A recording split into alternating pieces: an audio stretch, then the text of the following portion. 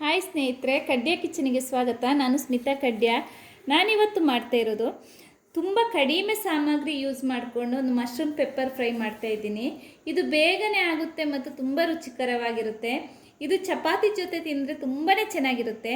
ಇದಕ್ಕೆ ಬೇಕಾದಂಥ ಸಾಮಗ್ರಿಗಳು: 100 ಗ್ರಾಮಿನಷ್ಟು ಮಶ್ರೂಮನ್ನು ಕಟ್ ಮಾಡಿ ವಾಶ್ ಮಾಡಿ ಇಟ್ಕೊಂಡಿದ್ದೀನಿ.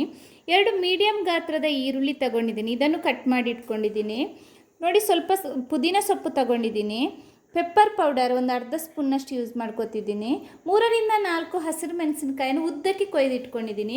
ಇದು ರುಚಿಗೆ ತಕ್ಕಷ್ಟು ಉಪ್ಪು, ಸ್ವಲ್ಪ ಅರಿಶಿನ ಪೌಡರ್, ಅರ್ಧ ಲೆಮನ್ ತಗೊಂಡಿದ್ದೀನಿ, ಸ್ವಲ್ಪ ಕೊತ್ತಂಬರಿ ಸೊಪ್ಪು, ಸ್ವಲ್ಪ ಆಯಿಲ್ ತಗೊಂಡಿದ್ದೀನಿ. ನೋಡಿ, ಒಂದು ಕಡಾಯಿ ಬಿಸಿಯಾಗಕ್ಕೆ ಇಟ್ಕೊಂಡಿದ್ದೀನಿ. ಈಗ ಒಂದು 3ರಿಂದ 4 ಸ್ಪೂನ್ನಷ್ಟು ಆಯಿಲ್ ಹಾಕ್ಕೊತಿದ್ದೀನಿ.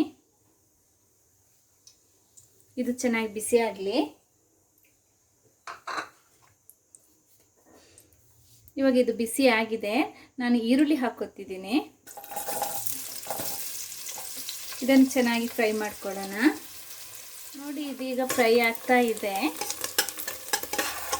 ಇವಾಗ ಇದಕ್ಕೆ ಹಸಿರು ಮೆಣಸಿನಕಾಯಿ ಹಾಕ್ಕೊಳ್ಳೋಣ. ಇದನ್ನು ಸ್ವಲ್ಪ ಬಾಡಿಸ್ಕೊಳ್ಳೋಣ.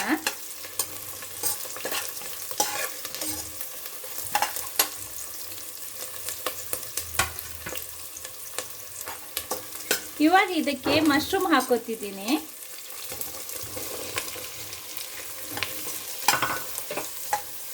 ನೋಡಿ, ಇದು ಮಶ್ರೂಮ್ ಬೇಗನೆ ಬೇಯುತ್ತೆ. ಒಂದು 5 ನಿಮಿಷ ಬೆಂದರೆ ಸಾಕು.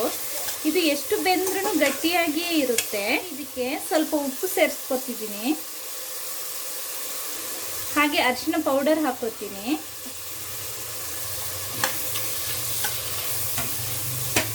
ನೋಡಿ, ಇವಾಗ ಇದಕ್ಕೆ ನಾನು ಪೆಪ್ಪರ್ ಪೌಡರ್ನ ಹಾಕೋತಿದ್ದೀನಿ. ನಾನು ಇದಕ್ಕೆ ಸ್ವಲ್ಪನೂ ನೀರು ಸೇರಿಸ್ಕೊಂಡಿಲ್ಲ. ಇದು ಅನಬೇಲಿ ನೀರಿನ ಅಂಶ ಇದ್ದ ಕಾರಣ ನಾನು ನೀರು ಹಾಕಿಲ್ಲ. ಇದಕ್ಕೆ ಆಗ್ತಾ ಬಂದಿದೆ. ಇದಕ್ಕೆ ಇವಾಗ ಸ್ವಲ್ಪ ಸಾಂಬಾರ್ ಸೊಪ್ಪು ಹಾಕ್ಕೊಳ್ಳೋಣ. ನೋಡಿ, ಇದು ಇವಾಗ ಆಗ್ತಾ ಬಂದಿದೆ. ಇವಾಗ ಗ್ಯಾಸ್ ಆಫ್ ಮಾಡ್ಕೊಳ್ಳೋಣ.